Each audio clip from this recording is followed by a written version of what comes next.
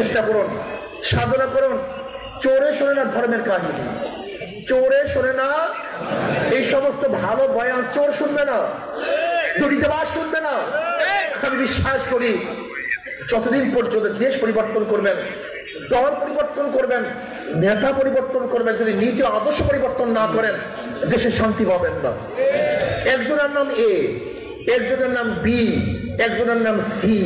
এও চোর, বিও চোর, সিও চোর। ক্ষমতা আছে এ, সে কি করবে? হটাও এ, বসাও বি, সে কি করবে? হটাও বি, বসাও সি, কি করবে? কারণটা কি? নেতার দলের পরিবর্তন হয়েছে, নীতি আদর্শের পরিবর্তন হয়নি। ওসি সাহেব ট্রান্সফার হয়, ঘুষ সাহেব জায়গায় থাকে। এসপি সাহেব ট্রান্সফার হয়, কিন্তু ঘুষ সাহেব গদির মধ্যে বসা থাকে। ডিসি সাহেব চলে যান, কিন্তু দুর্নীতি সাহেব অফিস ছেড়ে যান না। শুধু দল, শুধু দেশ, শুধু ব্যক্তি পরিবর্তনের মাধ্যমে কোনোদিন শান্তি আসতে পারে না। দুর্নীতি দূর হতে পারে না, চোরের মাধ্যমে চুরি বন্ধ হয় না, দুর্নীতিবাজের মাধ্যমে দুর্নীতি বন্ধ হয় না, ধর্ষকের মাধ্যমে ধর্ষণ বন্ধ করা যায়। আমরা কি দেখেছি 5ই আগস্টের পরে এতদিন চাঁদা গ্রহণ করছে লেন্টু, 5ই আগস্টের পরে চাঁদা গ্রহণ করে লেন্টু, নাকি ভুল বললাম ভাই? 5ই আগস্টের আগে সন্ত্রাস ছিল মিন্টু, এখন সন্ত্রাসী কেন্টু। চাঁদার পরিবর্তন হয় না, হাতের পরিবর্তন হয়েছে। না, এই গুন্ডা, ডাকাত, বদমাশ এবং চাঁদাবাসের মাধ্যমে দেশে শান্তি আসতে পারে না, মুক্তি আসতে পারে না।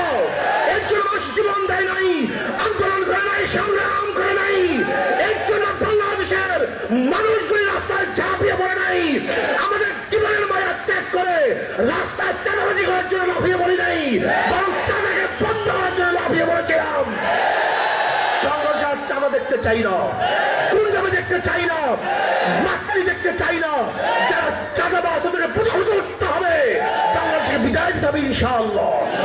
এজন্য আসুন, তেঁতুল গাছ লাগিয়ে আমের আশা করা যায় না, মাদার গাছ লাগিয়ে ভালো ফলের আশা করা যায় না।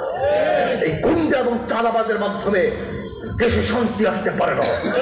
কাজে আজকে থেকে সবাই ঐক্যবদ্ধ হন, সমস্ত ভোটার ঐক্যবদ্ধ হন। যেই